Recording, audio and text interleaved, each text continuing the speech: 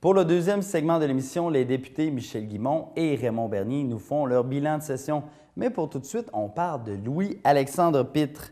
Âgé de 25 ans, Louis-Alexandre, un golfeur de Bois-Châtel, a décidé de faire le grand saut et de passer du côté des professionnels avec comme objectif de se mesurer aux golfeurs de la PGA. Si tout va bien pour lui, il pourrait devenir le premier Québécois à atteindre la PGA Tour, le plus haut niveau de golf. Dès février 2011, il entame son entraînement en Floride en vue de participer à quelques tournois.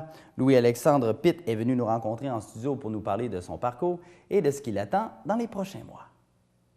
Louis-Alexandre Pitre, bonjour, vous allez bien? Bonjour, très bien, merci. Oui. Dernièrement, vous avez décidé de faire le grand saut, de devenir golfeur professionnel.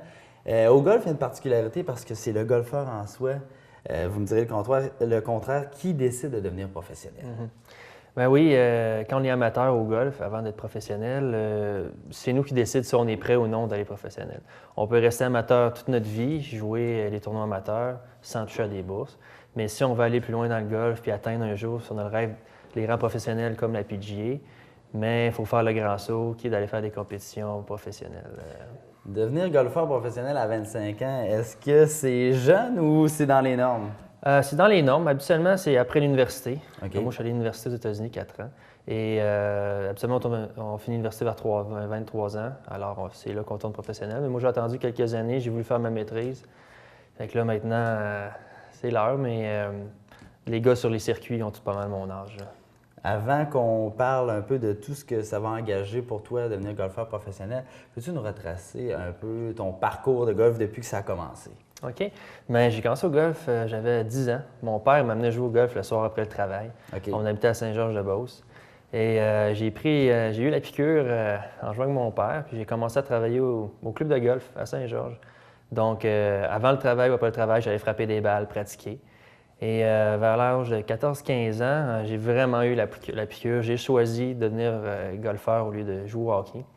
Alors, je suis rentré membre de l'Académie de golf Fred Cogan, qui était à Québec. Alors, 2-3 fois semaine, je descendais après l'école, pratiquer avec mon coach, m'entraîner physiquement et apprendre le golf à un plus haut niveau. Et chaque hiver, on faisait un camp d'entraînement à Caroline du Sud de 2 semaines. Et c'est comme ça qu'année après année, je me suis amélioré et que j'ai pogné la piqûre. Hein. Puis tu disais, tu as fait des études, tu as étudié en quoi exactement?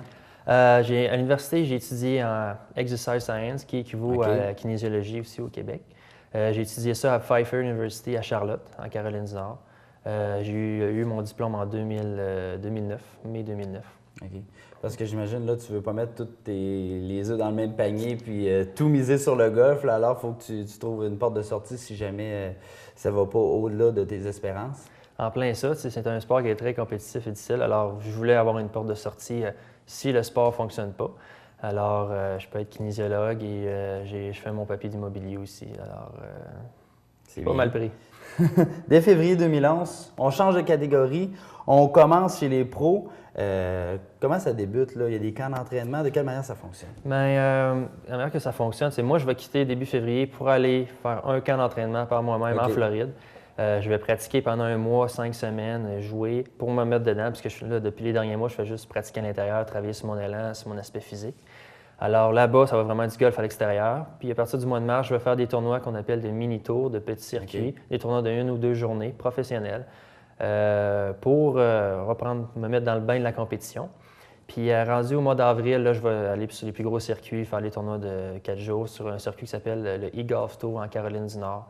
Un circuit très compétitif, là, juste en bas du niveau du Nationwide Tour qu'on appelle. Mais ces circuits écoles-là, c'est professionnel, là, ça s'apparente à ce qui se fait de professionnel. Oui, c'est très professionnel. On joue pour l'argent, on s'inscrit pour de l'argent et dépendant où on finit dans le classement, on fait une bourse. Qu'est-ce que ça engage de devenir golfeur professionnel? Est-ce que vous allez être obligé d'emménager aux États-Unis, par exemple? Bien, oui. Je vais, comme en partant en février, il faut que je me trouve un appartement. Un appartement en Floride, près du terrain de golf où ce que je vais être et près du circuit que je veux jouer pour réduire les distances de conduite.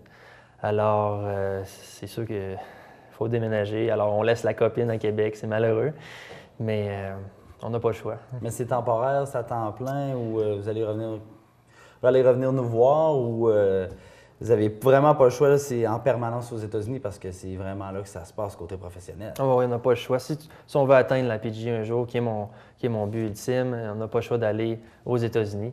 Alors, je vais être là de février jusqu'au mois d'octobre. Je vais revenir quelques fois à Québec, voir mon coach ou venir me reposer, mais 95% du temps, je vais être aux États-Unis. Vous m'avez envoyé des documents par Internet, j'ai reçu ça par courriel. Vous avez un plan d'affaires parce que ça coûte excessivement cher traverser du côté des pros. Là. Ça ressemble à quoi un peu? Oui, c'est un des facteurs qui rend le sport si difficile, c'est les gros coûts, les coûts de déplacement, d'hôtel, les frais d'inscription. Ça coûte plusieurs milliers de dollars par semaine juste compétitionner sur ce circuit-là. Par exemple, le circuit que je vais jouer, c'est 1100 dollars par tournoi de frais d'inscription. Si tu ne termines pas dans les meilleurs, mais tu ne fais aucun argent, alors tu perds de l'argent cette semaine-là. Alors, c'est pour ça que j'ai créé un plan d'affaires pour aller voir les gens que je connais, des entreprises, des gens qui sont prêts à investir dans une société en commandite. Alors, ça peut m'aider à partir de ma carrière et je peux, les commanditaires, soit que je mets leur logo sur mon linge, sur mon sac de golf. Je recherche de l'aide comme ça. Puis est-ce que l'argent, ça peut devenir un frein à ta progression en tant que golfeur? Tout à fait. Beaucoup de golfeurs québécois ont dû freiner, ont dû arrêter à cause du manque d'argent. Ce qui est difficile, c'est ça, c'est de s'en aller aux États-Unis puis de commencer sa carrière. C'est là que c'est difficile parce que si on joue bien, mais là, on s'autofinance avec nos bourses qu'on fait en tournoi. Mais c'est de partir qui est difficile. Pour la saison 2011, c'est quoi ton but premier là, ou dans le monde idéal? Là? Ça serait quoi le. Bien, le monde. Parfait. L'année 2011, pour moi, ça va être une année que je vais apprendre beaucoup. Ça va être la première fois que je vais jouer professionnel à temps plein.